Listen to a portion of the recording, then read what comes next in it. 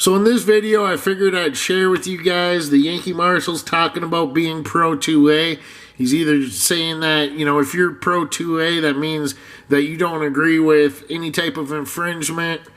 And then I'll cut to a video that I had a discussion with him in August.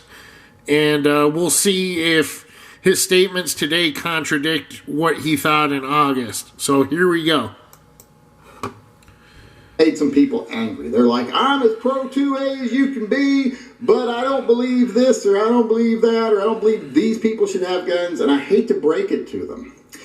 If you have to put a but in there, if you have to say, I'm pro 2A, but I don't think felons should be allowed to buy guns, or but I think everyone should have to pass a background check. Those are restrictions, and restrictions by definition are infringements. They are making it to where certain people can't buy a gun.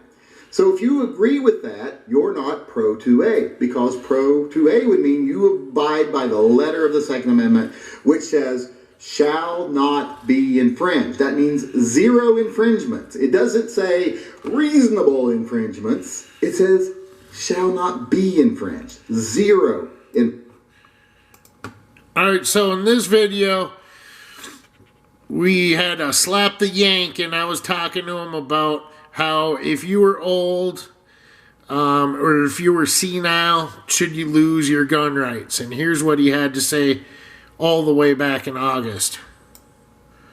But like with firearms, do you agree that age requirements? Do you believe you can be too old or too young to have firearms? You know, like when you're 50% gray, do you think you should lose your right to, because if you're too young, if you're 80 and you've been adjudicated as mentally incompetent, then yeah, you should probably lose your firearms. We had to go through that with my father-in-law shooting at mailmen. But he shot the mailman? He tried, but wasn't kidding. And it's luckily small town, so he didn't go to prison or anything. And well-respected doctor in the town for many, many years. But we got him adjudicated. We got everything away from him.